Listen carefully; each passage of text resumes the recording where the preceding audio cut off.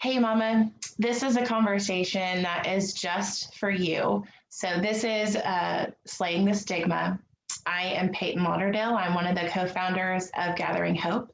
And this series is for any woman who needs to know that she's not alone. And the other part of this conversation is for people who want to get to know how they can support moms who have been through pregnancy and infant loss, and just how we can support those women. So today I have Candi Summers with me, and she is going to share her story. She's going to tell us about her work in Liberia. So I'm really excited to have you here today. Thank you for being here. Hey, thank you. I feel really honored because I'm a fan. I do. Awesome. So if you could just tell us a little bit about you. Tell us a little bit about your family, and then a little bit about your work. We're going to dive deeper into that later on. Right. But yeah, just introduce us to who you are. Yeah. So I'm Candi Summers, and I have 5 children. I am a work from home mom. I'm also a homeschool mom. And wow.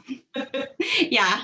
I am an extrovert and a people person, and I love my family. I go to church at Grace Fellowship Church in Grand Prairie, Texas, and I have an incredible community of friends, and I just feel blessed. And so my side hustle is I am the executive director of a nonprofit that works in Liberia, West Africa, called BESTWA. And it's BESTWA. I'll just show you because it's confusing sometimes. BESTWA. Okay. And it stands for Building Everyone's Success Together in West Africa. We work in Liberia, and we have 4 areas that we work in. We have a feeding program. We have 1,185 children who we feed every day.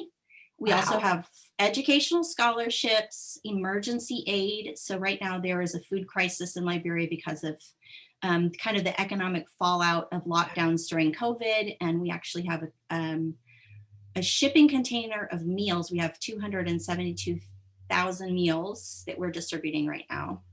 Wow. And then kind of our newest thing is the Pregnancy Support Network, which really started it was launched in 2019. Okay. We have done medical aid, and we've been visiting the hospitals and clinics in Liberia for over 10 years. Okay. But that is a big part of what we're doing now, and kind of that organically came about when I started as executive director in 2019. Okay. So my dad founded this organization. Okay. And he is still the chairman of the board and the founder, and then he's passing the baton generationally to me. So I love that. I love that. Yes. So is your dad, is he local or is he in Liberia? Yes. We live here in North Texas, and we don't have any American staff. We have 27 Liberian staff members that run everything. And we have a whole Liberian board of directors. So we are a direct partnership with them. And then the 2 of us are here. Okay. So we visit and we support and provide funding and kind of the mission, but it's all handled by our Liberian staff. Okay. Fantastic. Thank you so much for sharing that with me. I feel like, kind of like we were talking about before I pressed record, like, I feel like I just want to hear like exclusively about that for a little while too. So maybe when we finish, we can talk a little bit about like all the different parts of BESTWA. So I think that's really neat. And I love that, that you're carrying forward your dad's vision. I love that. And I love the new part that you added in 2019. I'm excited about that. So next, what I would love for you to do is to introduce us. First of all, I'd love for you to share a little bit about how you got connected with Gathering Hope. And I also want you to share your story, share your babies with us. Yeah.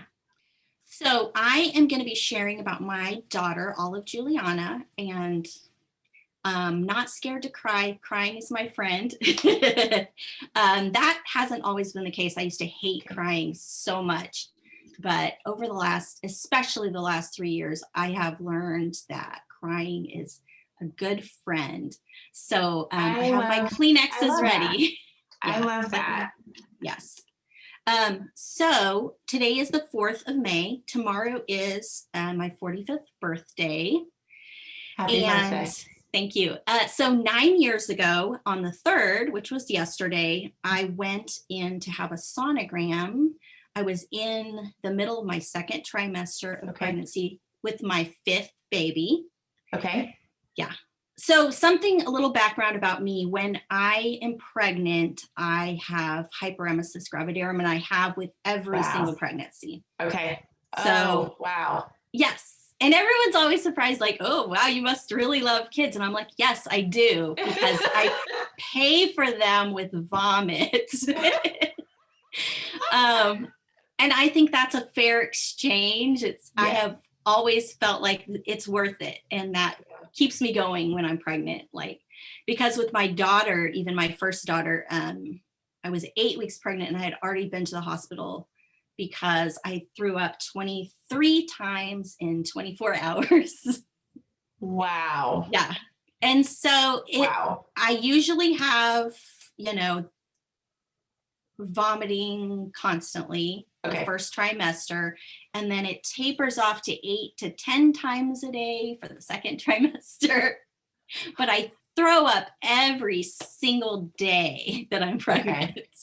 Okay. And there are IVs, and the medication meds can take the edge off, but I've never found anything that actually fixed it.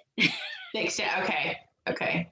There's vomiting all the time. So I went in to have this sonogram, and I was really excited. I took my 9-year-old daughter with me. Okay. And the nurse, everything's great. And they gave me a pregnancy test just because that's what they do. And it was instantly pink because my hormone levels are always like amped up to a million. So I was like, yay, this is so great. And I got on the table, and the sonographer started the sonogram, and I knew right away something wasn't right. Especially since it was my 5th pregnancy. I know that as soon as they really get in there, you're going to hear a heartbeat and you're going to see some things. And I wasn't hearing anything. It was completely silent. And so I start, like, my mind is racing, and I'm like, what's happening? Is something wrong with the equipment? What's going on? Like, I knew something was really wrong, but I was also kind of like trying to play it cool. And your little one is with you too. Right. So it seemed like it took forever, and the nurse was really quiet too, and she was just looking for something. I could tell there was part of a sac, but not a clear sac. I couldn't see a baby. Wow. And I was supposed to be 16 or 17 weeks pregnant by then. So it seemed like a million years. It probably was only a few minutes. She finally said, I'm so sorry, I don't see anything viable. So that was obviously not what you want to hear 2 days before your birthday. Right. And at that time, my husband was unemployed. He'd been unemployed for 3 years. The recession really hit us hard. Wow. He was in high-end AV, and that industry disappeared. Right. So there were other things going on. It wasn't just this, but we were so excited, and God had really impressed on me that this was a girl. So we were already I already had baby clothes, little cute girl clothes. So I came home, and I had to tell my kids, and that was really hard. Especially the sweetest thing probably that I remember from that day is my son at the time was, I think he was actually, my daughter was older. My daughter was 11. My son with severe autism was 9. Okay. And he was completely nonverbal until the age of 4. He has a lot of deficits. But when he came to me kind of with his eyes filled with tears, and he said, I'm sorry your baby has died, I was just like, oh my gosh, this kid really gets it. Yeah. It was so beautiful, that moment with my kids. So I posted on Facebook right away because everybody knew that I was pregnant. Right. And I came home and I posted, and I said, I went in for a sonogram, and our baby is not with us anymore. And I actually had an amazing experience with my community. My friends are so great. Honestly, I was thinking today, I know facts about what happened, but when I think about that time, I just remember myself in bed and throwing up, and I picture myself and I'm alone. Okay. But I know that I wasn't. I don't feel sad. It's like, I know that I was well taken care of. Right. But I'm like, where were my kids? Like, I don't even know. So we had people bring us food. I had so many people text and message me on Facebook. I had friends come by, and I had someone who brought me a book about miscarriage. I had all these people reach out and tell me I experienced this too. So all these mamas came around me and just loved on me. And how beautiful. It was amazing. Because it took 9 days before my miscarriage actually completed. So wow. And my OBGYN got me in the next day. Okay. And he did not, that was my one negative in that experience. My OBGYN was not great. He was very incredulous about the results of the sonogram. He was like, oh, these sonographers, they're only trained to do one thing and they don't really know. And it's probably just whatever. So, wow. But I was thinking, like, I also saw, I'm not a slouch. Yeah. So he had kind of a brusque manner, and that was sad and surprising. His bedside manner was horrible. And so he was like, well, let me look. And so almost immediately when he did a sonogram, he could also tell. But my HCG levels were in the hundreds of thousands. And that is not good, especially if you're no longer carrying a baby. Okay. So he was very concerned that I might have cancer or something. So I had to go in every day that first week to get blood draws, and then weekly for 6 weeks after my miscarriage to make sure that I didn't have something else going on. You had to go back to that office? Yes. I'm so sorry. Yes. I know. And that doctor also said all those things like, did you want this baby? And I was like, yes. And he was like, well, you guys can try again, whatever. I'm just like, wow. It was, So that was one downside. But at the same time, my actual community and my church and my family were so amazing. Okay. I'm a people person, and I've not as much now because I've grown a lot, but at that time, I had a really strong sense of social obligation, but for some reason I had the wisdom to just let people bring food and stay in my room and not try to engage with them, because what I really needed to be was alone and not try to look like I was doing okay. Right. Right. And there's something to be said for like allowing yourself that full grieving time, like taking that time out, because you can't, it will come back up. It will come back up if you don't do it. Amen. Yeah. So one of the things that was really funny, I had a really sweet friend who texted me and was like, what do you, like, I'm bringing this food for your family. What do you want? Yeah. And I was like, this is really weird. But when I was a kid, my favorite thing was grilled cheese sandwiches and Campbell's vegetable beef soup. And I'm like, I'm craving that so much right now. So she came over with Wonder Bread and Kraft singles and made me grilled cheese and beef soup in my kitchen, and then left my house, and my husband brought it in and I ate it, and she left the loaf and I kept eating that. I ate it for like weeks. Like my inner child was just like, I need comfort, and here's what it is. Yeah. I think I should ask that question going forward. Like, What was your comfort food? Like, and banana pudding. I had a lot of people bring me banana pudding, like Nilla wafers. It was so, because I'm not hardcore, but I am kind of a clean eater and organic and all this stuff. It's like the junkiest garbage food that I could imagine. Yes. Yes. Oh my goodness. Yeah. So, like I said, it took 9 days for my that was absolutely horrifying. 100%. Because I was still vomiting all day like I was pregnant.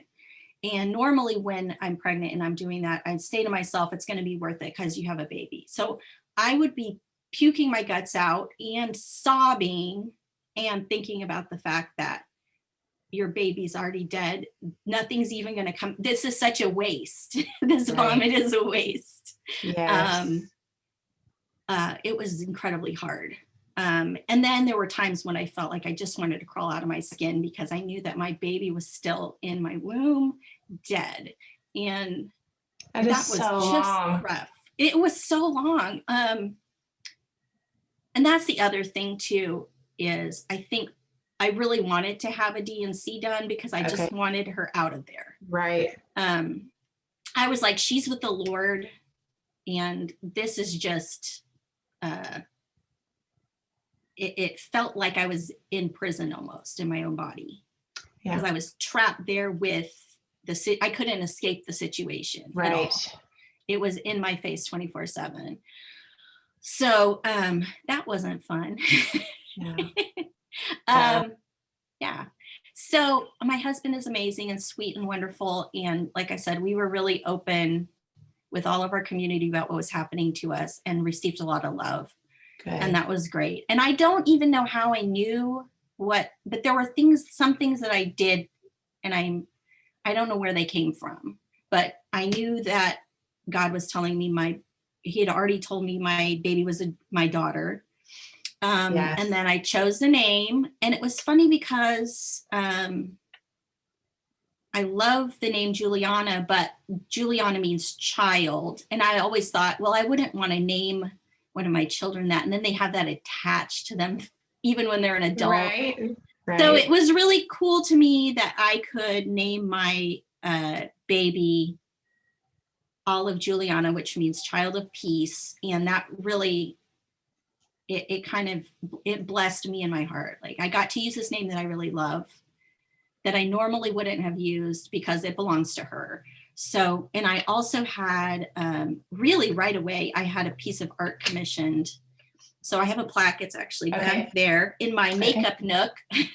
And it's just a really pretty background, and it's got an olive branch with olives, and it has her name and what her name means. And then May 12th, 2012, which is when my miscarriage finally completed. Okay. Yeah. Okay. So this time of May must be really rough for you. It is. And it's funny because this is 9 years. Last year at this time, like we were deep in pandemic, and there was enough emotional turmoil to go around. But I was having a really hard day, and I was like, I don't understand why I'm so upset. Nothing obvious is happening to me. And then I was just going along, and I looked on the calendar, and I was like, duh, like it's May 3rd. Your body always remembers. The body definitely remembers all of that stuff. So even if you don't consciously remember. Yes. And I think there have been years where it was less, I don't know. Grief is such a weird thing. I'm sure you know that. Yes. I've told so many people, I feel like grief is the weirdest human emotion. Yes. Like it's not the same through every person. It's not the same through in every season, it's just weird. It is. And it sneaks up on you too. Yeah. Because yesterday was the anniversary, and it was a good day. I had a good day. And good. I talked about my daughter on my Facebook. I always share my memory of when I first share. There's other times when Facebook is kind of a jerk and shares things like, oh, my pregnancy announcement that ended up, or, whatever. I've learned that there are certain times of year that, like, depending on what kind of experience I want to have. Exactly. Sometimes I want to take time and remember. Yeah. But like there are other times where I'm like, don't touch that memory. No, don't. It's a trap. Yeah.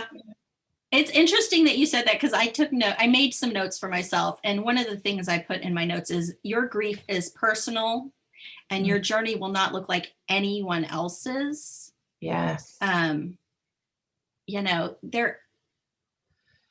kind of go limp in that.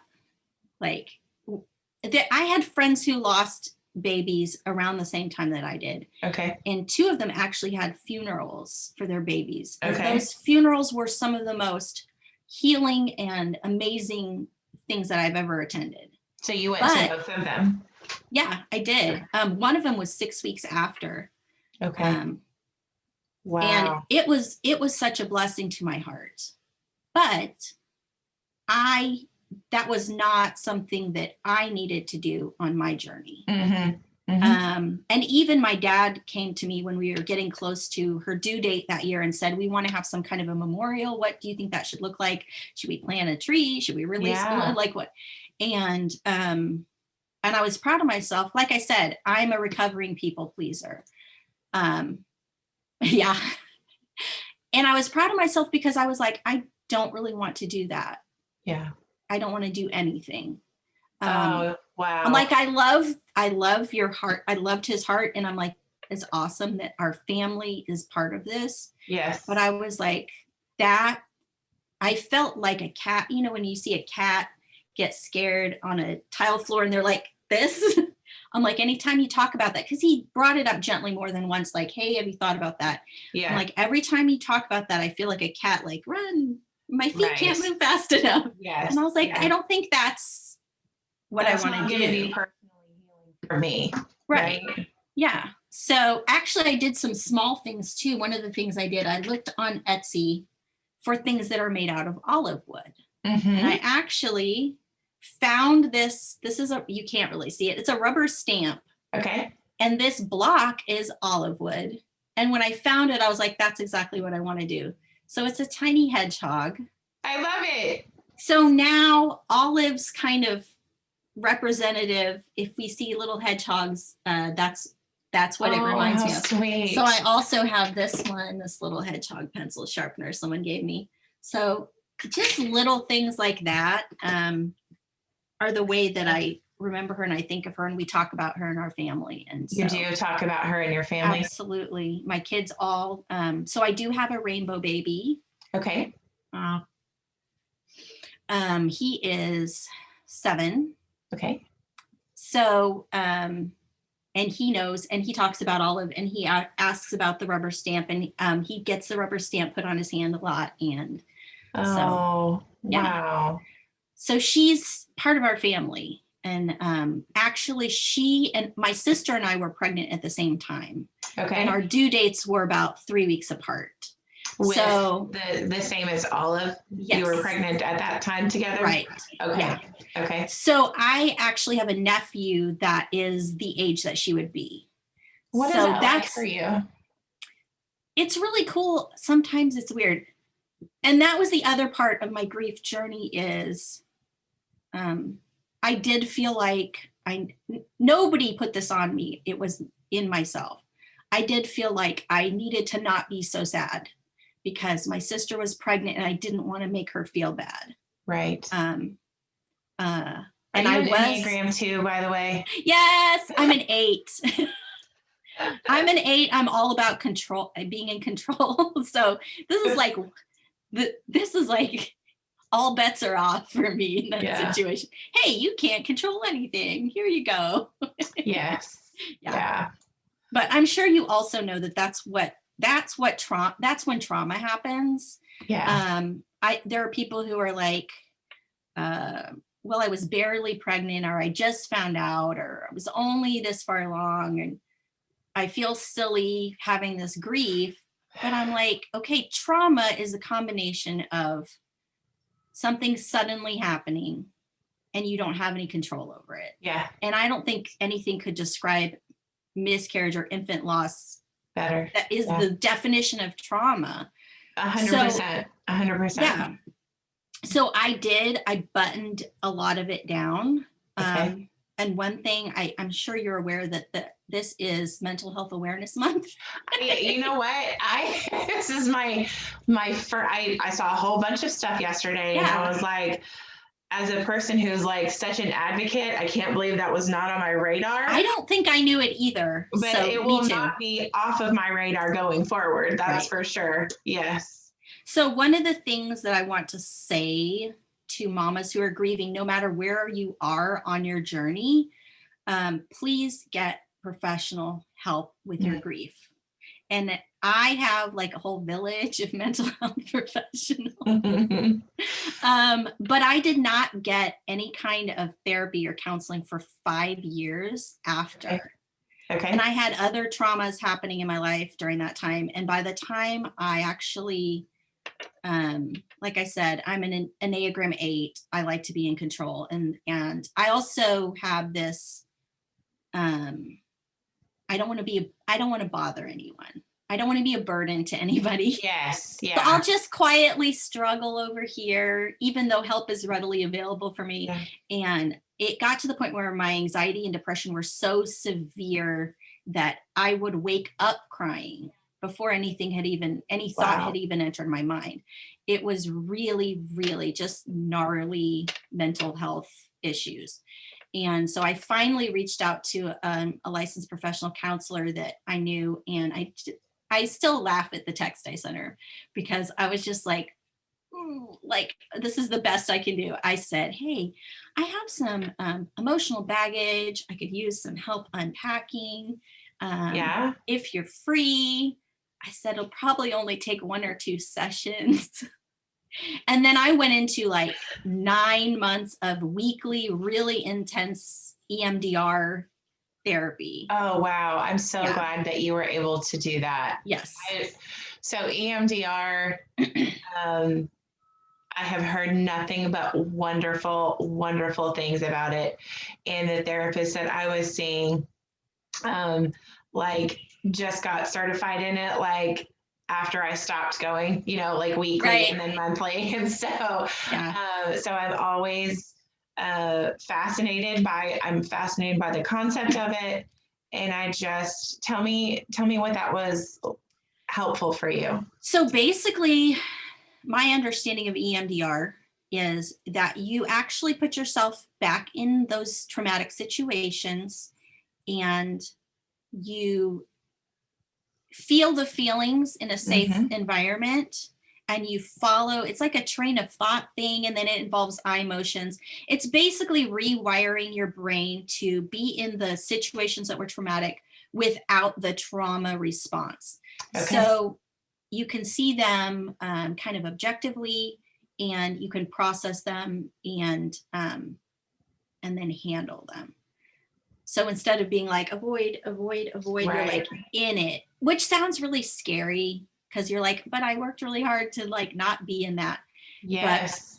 But there's something really powerful about going back there and then walking out with the knowledge that you're safe and that you got through it, you're strong, and you're in a different place now. So that really, honestly, by the time I got to therapy, I look back and I was like, I could just see myself kind of in a dark grief cave almost. I was like, I can't even remember looking at my children's faces or anything that I did. I was like, all I remember is just being in a cave. And the way that I, some people will be on drugs or smoking or whatever. My thing is work. I medicate myself with work. Okay. So I have to watch myself because I will tend to, especially since I work from home, I can work 24 hours a day and feel great about it. Wow. But it was very unhealthy for me. And one of the exercises that I did was I made a chart that defined what a real emergency was at work. Okay. And it was, if someone will die if I do not respond to this right now. And then I had to set a lot of really strong boundaries for myself to not just work all the time because it felt good to work. So yeah, I would say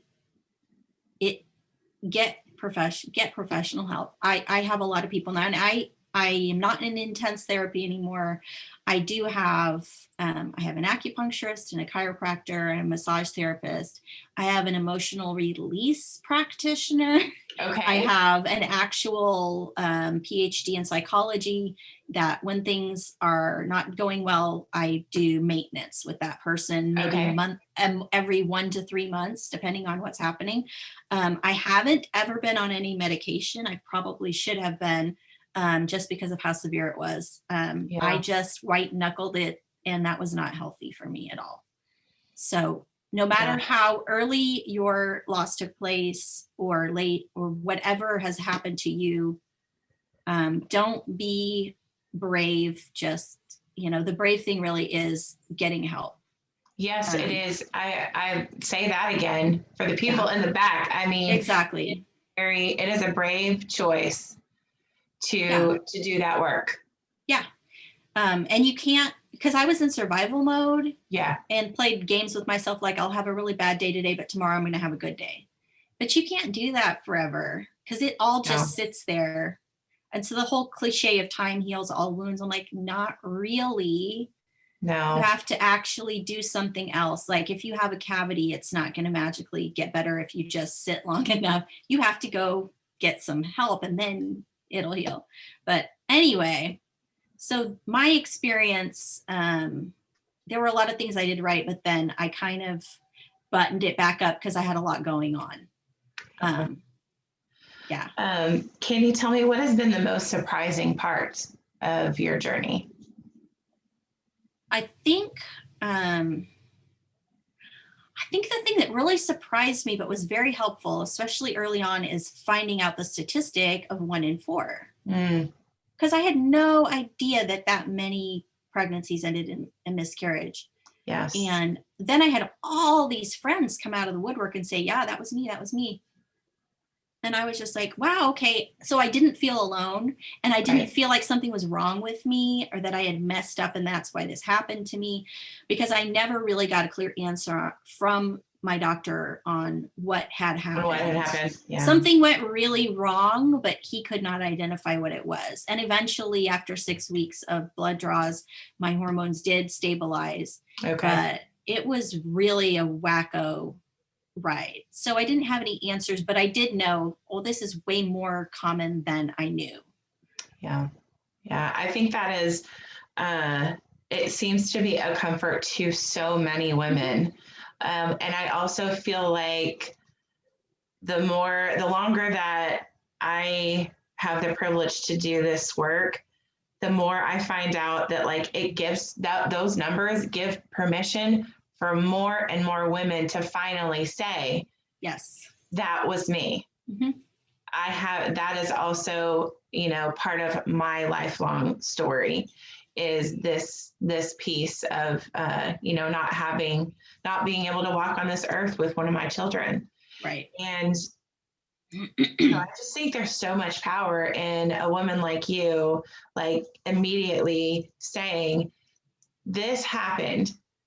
And then it just is so healing for other people to say, to come to you. I know that was healing for women to come to your house and care for you. Yeah, I know absolutely. For them. Yeah, I know that. I know that on this side of things. Yeah. Too. Absolutely. Yeah. Yeah. What would you tell a mom who's new to this journey? Like, what would you say to her? I think feel your feelings. And like I said before, please get professional help. One of the reasons for so long is my husband was unemployed. We just didn't have the money. And I had a perception that mental health care is expensive, and it can be, but if you postpone that, it's just more expensive later.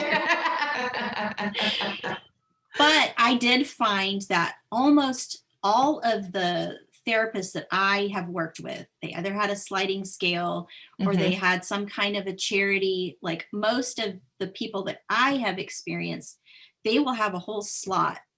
Like, I'm going to have somebody who's a benevolence case. Okay.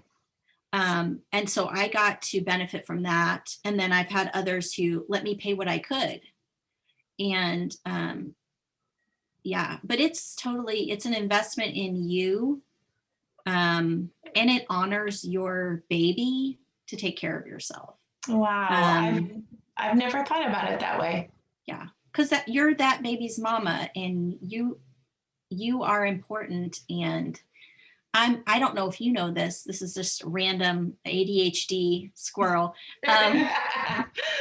One of the cool things that I found out, because I love science, is that when you carry a baby in your womb for any amount of time, their stem cells actually stay in your body for the rest of your life and fight disease, which I think is the most amazing thing. Yeah. So they found stem cells of the babies in brains and in hearts, and because they go into your body and actually fight on your behalf. Wow. Which is really cool. But I'm also like, my baby's always with me. Always with you. Yeah. Always with you. I've heard that before, but like, just as you're repeating it to me, like I have chills thinking about that I carry all of my children with me, like you carry all your children with you. And I think that's something that we can draw on, in hard times, that they're, we have this phrase of like, they're with us, but like truly, they literally are with us. Literally are. Yeah. I love that. Talk to me a little bit about how you came to find Gathering Hope and what that experience was like for you. Yes, I would love to. So I was still in my button it all in phase. And I think, was it October of 2015 we had the first one? Okay, it was the very first one. And I still am not sure how I heard about it. Okay. I know that my friend, Nancy Routson, I can't remember her married name. She was the speaker. And I think maybe that's how, but I think it was an event on Facebook. And I really wanted to go. So I got one friend to go with me, and I don't think I would have been able to, because I was so nervous and scared, because like I said, Enneagram 8, a new thing that hasn't ever happened before. There's no reference point. I don't know what it's going to be like. Am I going to feel bad? Am I going to... Did you hear what I said? I just remember, it was kind of garbled, but I think I know what you said. No, neither did I. I didn't know what it was going to be like either. Exactly. So it was kind of scary, but my friend came with me, and then I'm sure you remember there were massive thunderstorms. But I remember from the moment that we walked in the front door of the church, we had to go down this hallway, down this other hallway, down an elevator, through another hallway. And at every point, there were people, and they were loving and supportive, and it felt really good.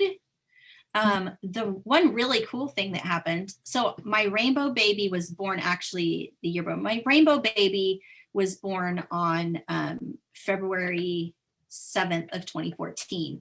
Okay. So whenever I celebrate my son's birthday, I think about James, because he's not too long after that. Yeah. When you said I was like, yeah.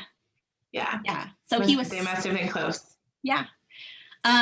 So when I came into the first Gathering Hope, and all the amazing things that you guys were doing, like writing your baby's name on a quilt square and lighting candles and talking about it. And I'm still friends with my table captain. Like, we had an instant connection. I was like, put your number in my phone right now. We're going to stay friends. And we are. Wow. Yeah. And normally, I am an extrovert. That's really the first time I've ever done that to a random person. Like, hey, you're part of my team now. Let's do this. Yes. But I just remember I remember sitting there, and I was at that point, I guess, more than 3 years into my grief journey. Okay.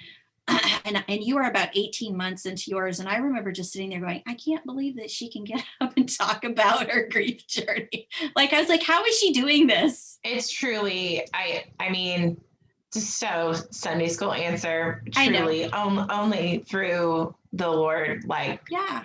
walking me through every step of the way. Yeah. So I was just really in awe of what you let God do through you. Mm-hmm. And that kind of comes up later in my story of ministry in Liberia. Okay. Because that was discipleship. Mm-hmm. What you did for other people in your grief. You did hard things and you didn't shrink back from that. And that discipled me. Wow. So when I say I'm a fan, I really, I'm thankful because I haven't been free to go back to any of the subsequent Gathering Hopes. They always have fallen on a time when I was doing something else. And, but that day was so powerful for me. And wow. the vulnerability that you had in sharing your story with other people and ministering to us, even though we were like, oh, I'm further along, I should be more healed than I am at this point. That was There's just so many shoulds in grief, yeah, right? I should be. Yeah. Well, there's no timeline for grief. Yeah. That's the other thing. And it pops up in weird ways sometimes. But yes. yeah, but I just want you to know that I appreciate and recognize. Wow. I recognized at the time, and I recognize now what a big deal that was, and that you were just walking in the power of the Holy Spirit, because that for sure is true. That wasn't the reason I asked you that question. I know. You in turn have ministered to me. I needed to hear that today. So yeah. Thank you. You're welcome. Let's take that one step further and talk about your work in Liberia. Tell me more about that. Yeah. So my dad has been ministering there since 1998. Okay. I have been busy having kids, but I've always been on the board of directors of BESTWA since it started in 2004. And then in 2015, I stepped up even more and started doing all the graphic design. I was already doing the web design. I started doing all the newsletters, and then like the marketing and all of that stuff. And my dad turned 70 in 2018 or 2019. I don't remember anymore. But he had a 5-year plan, and that 5-year plan involved succession and someone taking over as executive director. And he really wanted me to do it. And I really didn't think that sounded like fun. Because I had been a stay-at-home mom for 15 to 18, however many years by then. And I had 5 kids, and I was like, I don't know. But increasingly, God really opened my eyes to the fact that this is my calling, and he has equipped me specifically for this work. And when I finally stepped into that, it's been an amazing journey. So high maternal and infant mortality rate has always been something that's on our radar in our work, because we're dealing with a lot of children who are orphans. And anytime you have orphans, you have to try and address the root cause, and the root cause of a lot of that is really high. And it's hard to get accurate numbers. I've heard 1 in 17 women in Liberia die in childbirth of preventable causes, 1 in 11. You're dealing with a country with not a lot of accurate record keeping, so it's hard to know. And I don't know the infant mortality rate at birth right now. I do know that the child mortality rate is 25% of children under die before the age of 5, if they manage to make it through being born. So it's a big problem, and it's something that we have always worked kind of to try and address. But so we've taken medical supplies to hospitals, and my grandmother's best friend actually knits little baby caps. And my dad has always taken hats to the hospital and given them to all the new moms, and it's a really special thing for them. So I took over as administrative director, kind of as a training wheels for becoming executive director when in 2018. And I was also going to Liberia for the first time in 2018, even though I'd worked for 12 years with the organization. And I have been to Africa before. I'd spent time as a student in college in Senegal, which is also in West Africa. So I love Africa. I knew that we were going to visit the hospital. And the thought occurred to me that if you're in that hospital and there's a mom there whose baby's died and she's waiting to give birth to her baby, you're going to be so triggered and traumatized that you're going to be paralyzed. You're going to look dumb in front of your people. You're just going to freak out and have to run away. And that is really worst case scenario. Right. That thought occurred. Now I know at this point in time, that was the devil talking to me. 100%. But at the time I thought, yeah, that would be super traumatic. I can't do that. So I think I even said to God, I know you're not going to make me do that because you know how bad that would be for me. That would not be your will, Lord. That's not your plan, God. Like, I'm not even worried about that because I know God, like, that's not. Now, I don't think God does mean things to us on purpose just to grow our character. Right. That's not the loving God that I know. But I also know that I really bought into that lie, that that situation was going to be too much and I shouldn't even have to be in that situation. So we actually got to Africa. We went to the hospital giving, and we always ask the nurse, are there any moms who've, lost their babies and she was like, yeah, that woman over there, her name is Beatrice. Her baby is dead and she's waiting to give birth to it. And they don't have anything, Peyton. Okay. If you go to the hospital, you take everything for yourself. You take your bed linens, your food, if you need an IV, your family goes and buys IV tube, needle, tape, this rubber bandy thing, the solution, all of it. They don't have anything there. They have nurses that may or may not know how to take care of you. And they might not have been paid for 6 months. It is a government hospital and they just don't have a lot of stuff. Are they all government hospitals? I don't know. That particular one, they're also private clinics. They are, okay. Yeah. Just a curious question. Yes. But that hospital deals with thousands and thousands of people and they don't have anything other than and they don't even have power a lot of the time. There is no air conditioning. Wow.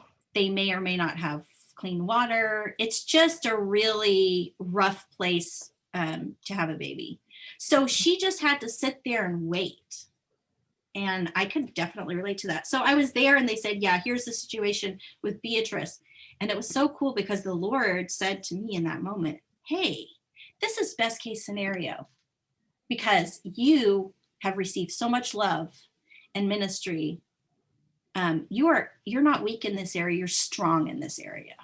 And you know what that feels like. You know exactly how she feels sitting there, feeling like a prisoner in her own body and completely powerless. And this thing is happening to her and she can't do anything about it except for sit and wait. And so I was able to go over there. And of course I cried, but I was also able to say, I know how you feel. This happened to me too. And I prayed for her to have safety giving birth because even though her baby is dead, she was still in danger of dying herself of something like an infection because there weren't any gloves. So I came out of that experience like with different eyes. Absolutely. How could you not? Right. Yeah. And then I understood a little bit better because I remember thinking when you were up sharing your story, like, how can she minister? This is so traumatic. And how can Peyton get up and do this? I don't understand how this works. But when I did it, I was like, I get it now because it's just love. Yeah. It's just love. We have love. We have great love. And letting the Lord use you as a conduit because he loves these moms way more than I possibly could. Yeah. So it's great love for my baby. It's great love for that woman and what she's going through. It's the great love that I have received from so many people through my whole life. And so now, that was in the spring of 2018. Okay. And every time I go back, okay, I just had my 5th trip in March to Liberia. Okay. So I started thinking about that situation and how can we help these mothers in a more targeted way? Yes. And my research came up with the World Health Organization actually piloted a few years ago a program of coming up with, like, if I could only have 2 things for a birth, what would help the most? And one of those things is soap, and the other one of those things is a clean surface or a semi-clean surface. Okay. So they actually do micro matchbox-sized clean birth kits in some countries, where it's a tiny piece of soap, a piece of like plastic to put down, a string to tie the cord, and a clean razor blade. Wow. So I wanted to be a little more hardcore than that. So I looked into it and I started putting together clean birth kits. And I raised funds and expected to pay for the supplies and then have people come and put them together. And then we ship them over on ocean liners to the country. And then they get distributed to all these local clinics and hospitals and directly to some mothers themselves. And we're already working with 22 clinics in the area because of our medical distribution. Okay. Well, what's ended up happening since it was the fall of 2018 or 2019. I don't remember. Everything runs together now. But basically, what is time anymore? Since the spring of 2019, we've actually been able to provide 1,402 safe births for mothers. And when you give a lay person, I actually have it here and I have it covered a little bit. I have some censorship happening because there's a 73% illiteracy rate among women in Liberia. Okay. So if you're going to give them this kit, they don't know how to use it. You can't give written instructions. So we have picture instructions that basically show you how to deliver a baby. Did you put that together yourself? This came from someone else who sat down and made that, but I was so happy to have it. So clean birth kits that we put together have a drop cloth, 2 pairs of gloves, soap, 2 umbilical cord clamps, gauze, and antibacterial Neosporin, basically, and picture instruction card, and it's all in this kit. So that has been really amazing that came out of that experience. Yes. But then going back every time, and there have always been women who are in the process of losing their pregnancy or have just lost their baby to death in the hospital. And we always give them gifts and we pray over them. This last time that I went, the most that have ever been in the ward at any time that we're there has been, I think, 14. And the most losses I'd ever seen was probably 2 or 3, maybe. Okay. This time we went, there were 25 women in the ward. Now the ward is one big open room. Okay. And all the beds are just in there. And they have a kind of shower curtained off area where they actually deliver the baby. But everyone's in there together. You're right next to the person next to you. And the babies and the moms. And there are women waiting to give birth because the safest place to be is at the hospital already. Okay. A lot of women have to travel up to 5 hours to get to medical care. And if you're giving birth at night or you have to go across the river, a lot of time it's too late and you're giving birth on the road and bad things happen. Okay. So there are lots of women who wait at the hospital to give birth. So this time we went, there were 25. There were 8 women who had lost their babies to death. And if they're in the hospital, it's happened within either a few hours or 24 hours. There were women there with IVs receiving blood for the blood loss that they had. So I had my Liberian board member, Victoria Mellish, with me, and she's one of the most intense prayer warriors I have ever met. I asked her to come with me because I think the Holy Spirit just knew I was going to need her. And the two of us went around, we prayed over all the moms and babies and the pregnant women. And we gave extra care and understanding to these moms who had lost their babies and gave them gifts. Now, when we give gifts over there of comfort, we were giving maxi pads and toilet paper because they don't have that in the hospital. You have to bring all of your own stuff. So that was a big deal for them. Yeah. Kind of different what comfort looks like there. But like you knew exactly what to provide. Yes. Wow. So I don't know if I can screen share. I don't know if I can put a picture up or if it'll mess it up. Let's see. I want to share a picture because I have a team photographer that takes pictures while I'm there. Oh. It's just scary. It's sharing to my screen. Okay, I think I can hit share screen, but I need to open. The picture first. I didn't see this photo until later, and it was interesting to me when I went in to look at my pictures. The posture that I had. Let me see. Let's see if it'll come up. Oh, you have disabled the screen sharing. Anyway, there was this one woman in particular who was laying on this bed by the side of the wall with an IV in her arm receiving blood. And when I came and started talking to her and praying to her, she started crying. Now, the instinct of everyone there is to tell them, don't cry. Of course. Don't cry. And some places in Liberia, they will actually go so far as to say that your tears will curse your baby. So culturally, there's a lot in play. It's a very harsh environment. And infant and pregnancy loss is so common. But yeah, they say don't cry. So what I say when I'm there is, it's okay to cry. What happened to you is really sad. And I don't know why this happened, but it wasn't your fault. Because that's the other thing. Even some of my college educated staff asked me with genuine curiosity, well, I hear that if you lose your baby, it's because your back wasn't strong enough to carry your baby. And I was like, no, that's not a thing. No. At all.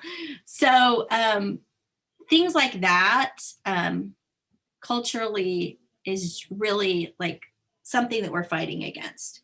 Wow. But just our example of being there and saying it's okay to cry and I'm going to cry with you, and then praying for them and reassuring them that they didn't do anything wrong and that they are going to be okay. That's something. You are going to be okay, Mom. Yes. No, it doesn't feel like it. I am okay. I'm more than okay. I'm really great. Yeah. I think my journey has taken me some really incredible places that I wouldn't have gone otherwise. Obviously, I would rather have my daughter here with me any day. But I'm just so amazed by the creativity of so many moms who have experienced pregnancy and infant loss and what they do with their grief. Right. So amazing. Like creating earrings that represent children. Yeah. I've got another friend who got certified to become a yoga instructor out of her journey and is just helping people. And it's just really wild to me. Yeah, I think knowing, I don't really know how to say this well, but like nothing is now that we're kind of not necessarily on the other side. I don't think we'll fully be right. The other side is Emmanuel, God with us. We're in the presence of the Lord. There will be a resolution for sure. Right. But I think while we're here, to be able to see that that experience was not wasted. Yeah. that your 9-day wait to deliver your baby, and for the first person that you meet who is in that situation is waiting to deliver your baby, only the Lord orchestrates a healing experience like that, a healing for you, and therefore and passed on to her. Yes. You know? Yeah. Incredible. So it was funny to me that when I posted that story on Facebook, so many people were like, I don't know how you do it. That must have been so hard. Yeah. And I was like, oh, I remember thinking that about Peyton, but I understand in a different way now. Yeah. I was like, no, it wasn't hard. It was just wonderful to be able to help someone else. Yeah. To not feel alone. To not feel alone. Wow. Because I received so much of that, and I'm thankful. And if 2020 taught me anything, it's just gratitude. I've always been someone who values relationships and people, maybe a little too much sometimes. But and I was never a fan of Mr. Rogers growing up because, like I said, I have ADHD, and that was the most chill show in the universe. I was like, maybe when we're touring the Crown Factory, I'll watch that part. But other than that, but that movie about Mr. Rogers, where he talks about people talked you into talking and walked you into walking and loved you into loving. And let's think about all the people who have loved you and what that has, so I just had a really amazing awareness last year of all the people who have loved me into who I am. And if I get to do that for someone else, that's amazing, because that means their love gets to ripple out even more. Like it's not a zero-sum game. It's not like you give love to someone and then it just goes into them and that's the end. It always continues. So that's kind of the big takeaway for me. Wow. So I'm thankful. I'm thankful for you and for Gathering Hope and for all the people who have loved me, and that I get the great job of going into hard places with people who are experiencing incredibly difficult things and sharing the love that's been shared with me. I think we need to finish right here. Sounds like a good resolution to the short time. That's just like the best ending ever.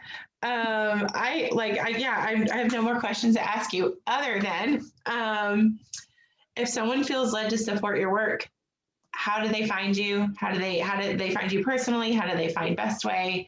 What are ways that people can connect with you? Awesome. So BESTWA is on Facebook, and Facebook is weird. So our Facebook address is the Facebook / it's BESTWA.org, all one word. So it's BESTWAORG, no dot. But that's our Facebook. I am on Facebook and Instagram. On Instagram, I'm Candi Summers 5 or 55. I can't remember. Okay. And then on Facebook, I'm Candi Summers, and just look for this face. And then our website is bestwa.org. Okay. Yep. Fantastic. And so, that's how you can help. And we've got a lot of cool things going on. This summer, we're actually sponsoring a Helping Babies Breathe workshop. So nurses in the area where we work in Liberia are going to come to our compound and receive training on infant resuscitation at birth. Wonderful. Which is a huge issue. A lot of infant mortality happens because they don't know, or they don't have the equipment. So we also provide the equipment to resuscitate newborns. So. Wow, you guys are saving lives. Yeah. Well, we just don't want, I don't mind. I mean, like, I love ministering to women who have lost their baby, but I would way rather keep that from happening in the first place. 100%. And if we can keep that from happening, that's a way better situation all around for everyone. Right. Well, Candi, thank you so much for sharing your heart and sharing Olive with us and your work. what a beautiful testimony to how the Lord is creative and kind. So I appreciate you so much. Thank you. Thank you. Awesome. We'll see you next time. Bye. All right.